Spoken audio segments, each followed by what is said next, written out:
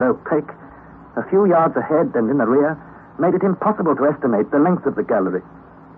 For myself, I began to believe that it was well nigh interminable and would go on in the same manner for months. Halt! Halt! It is not time to halt. March on, Hans! Oh, we cannot march more. There is no way. What is this you say? We cannot march forward, master. There is no way to right or left. There is no way up or down. See? There is only this great wall. A solid wall. Well, so much the better. At least I know what they are about. We are certainly not on the road taken by Stocknessel. All we have to do is to go back. Let us have one night's good rest, and before 3 days are over, I promise we shall have reached the point where the gallery is divided.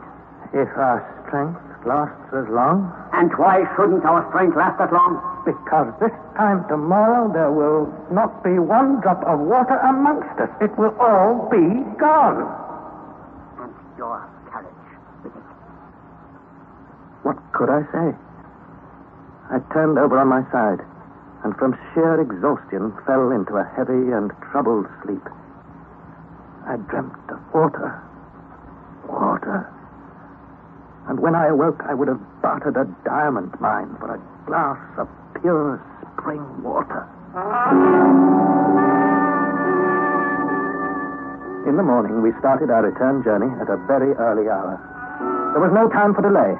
I estimated that it would take us 5 days to reach the spot where the gallery is divided. I cannot describe all the sufferings we endured on our journey. My uncle bore them like a man who has been in the wrong. That is, with concentrated and suppressed anger. Hans, with all the resignation of his gentle character. And I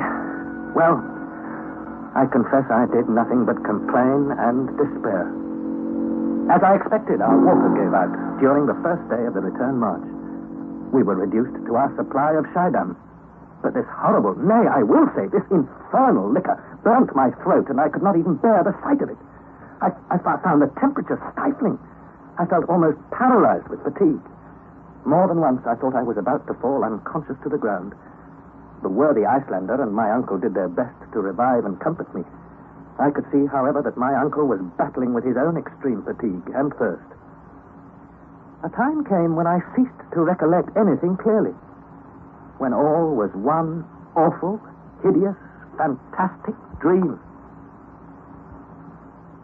At last, on Tuesday, 18th of July, after crawling on our hands and knees for many hours, more dead than alive, we reached the junction of the galleries.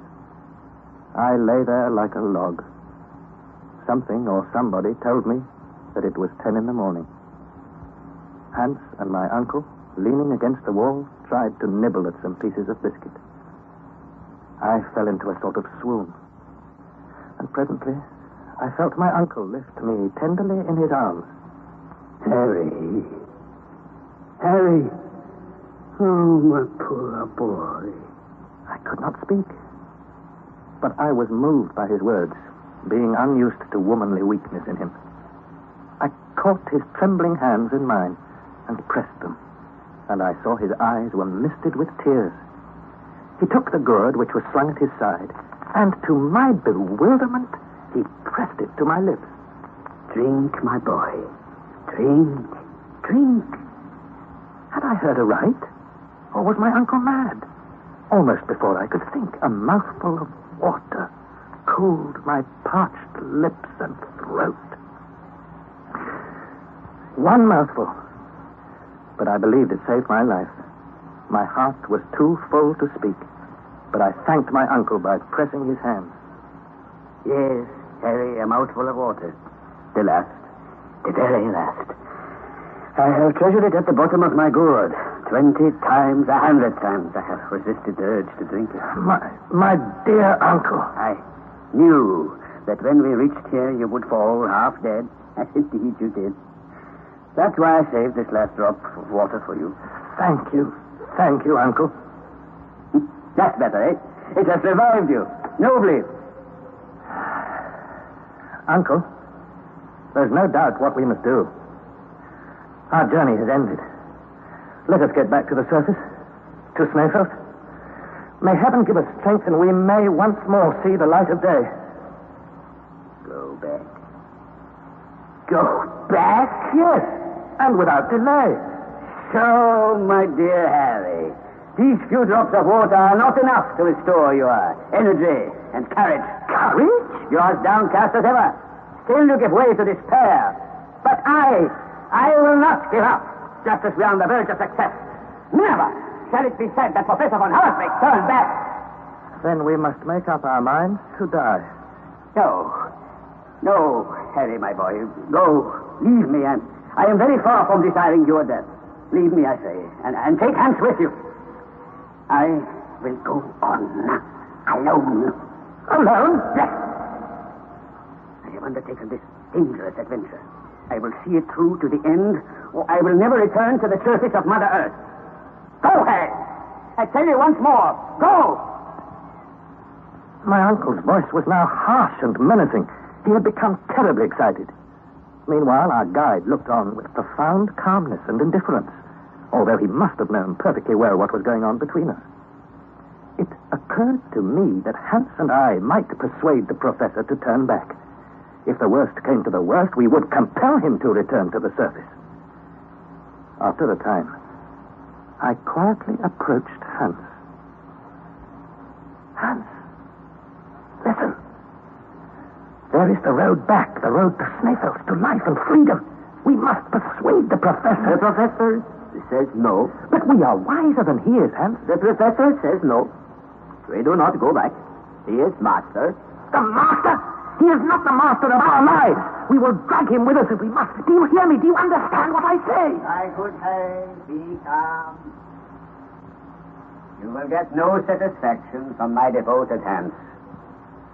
This wretched lack of water is the sole obstacle to our success. It is possible we shall be luckier in the western tunnel. Luckier? No, listen to me. While you lay senseless, I reconnoitered the other gallery. It goes directly downwards, and in a few hours will take us to the old granite formation in which we shall certainly find water. Now, this is my proposition. When Christopher Columbus asked his crew for 3 days to discover the land of promise, they agreed.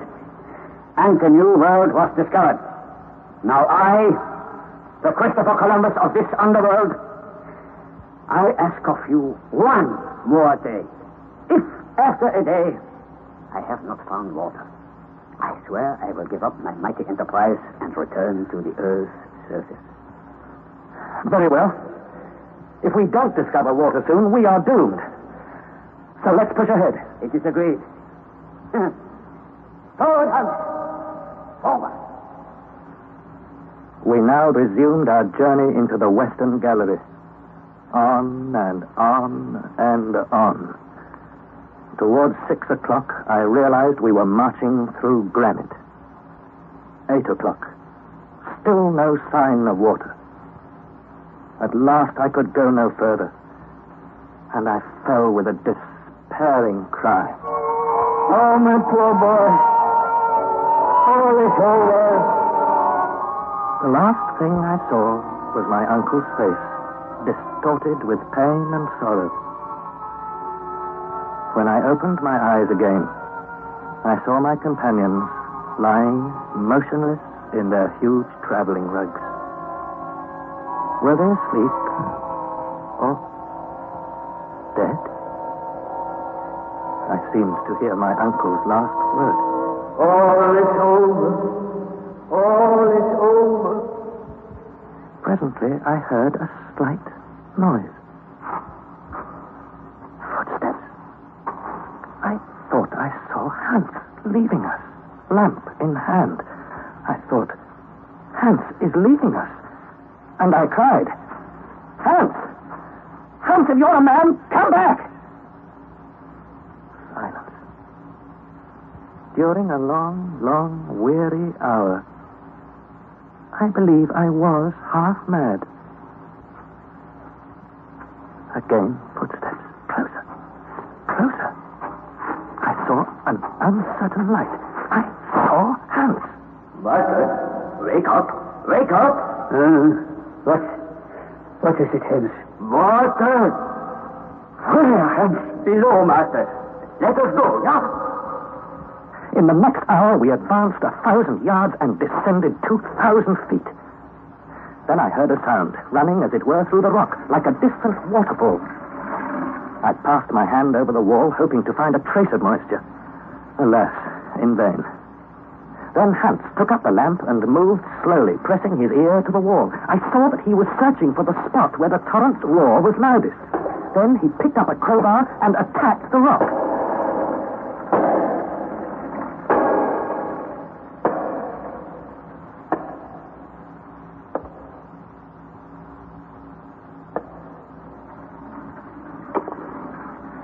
At the end of what seemed an age, Hans had made a hole 2 feet into the rock. He had been at work an hour, and I was wild with impatience. I am sure my uncle was thinking of more violent measures. He had, in fact, just grabbed hold of our other crowbar when... Water, master. Here is much water. No, do not stop. Hands, they are scalded. The water. It's boiling!